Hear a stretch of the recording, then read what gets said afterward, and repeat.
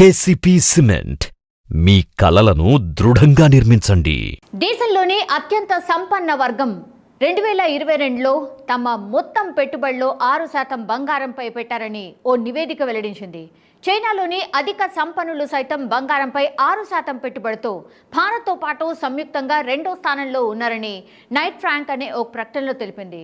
మొదటి స్థానంలో ఆస్ట్రేలియాలోని అత్యంత సంపన్న వర్గం తమ సంపదలో 8% బంగారంపై పెట్టారు. ప్రపంచ, ఆసియా, పసిఫిక్ ప్రాంతాల సగటు కంటే భారతీయ అధిక సంపన్నులే ఎక్కువగా బంగారం కోసం కేటాయిస్తూ ఉన్నారు. గత ఏడాది ప్రపంచంలోని UHNWIలు బంగారంపై 3% పెట్టుబడి పెట్టగా ఆసియా, పసిఫిక్ ప్రాంతం సగటు బంగారంపై పెట్టుబడి 4%గా ఉంది. కొన్నేళ్లుగా పసిడి అందిస్తున్న రాబడి కారణంగానే సంపన్నులు బంగారంపై పెట్టుబడులకు ప్రధాన కారణాల్లో ఒకటని నైట్ ఫ్రాంక్ తెలిపింది. 2019-2023 మధ్య 5 ఏళ్లలో బంగారం 69% కంటే ఎక్కువ రాబడిని ఇచ్చింది.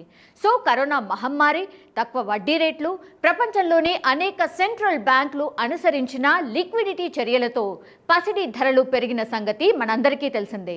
ప్రస్తుత అంతర్జాతీయంగా ఆర్థిక అనిశ్చితి నెలకొన్న నేపథ్యంలో స్థిరంగా ద్రవ్యోల్బణాన్ని అధిగమించి రాబడి, రక్షణను అందించే బంగారం లాంటి పెట్టుబడి మార్గాలను ప్రజలు ఎంచుకుంటున్నారని Knight Frank India chairman MD Shishir Baijal అన్నారు.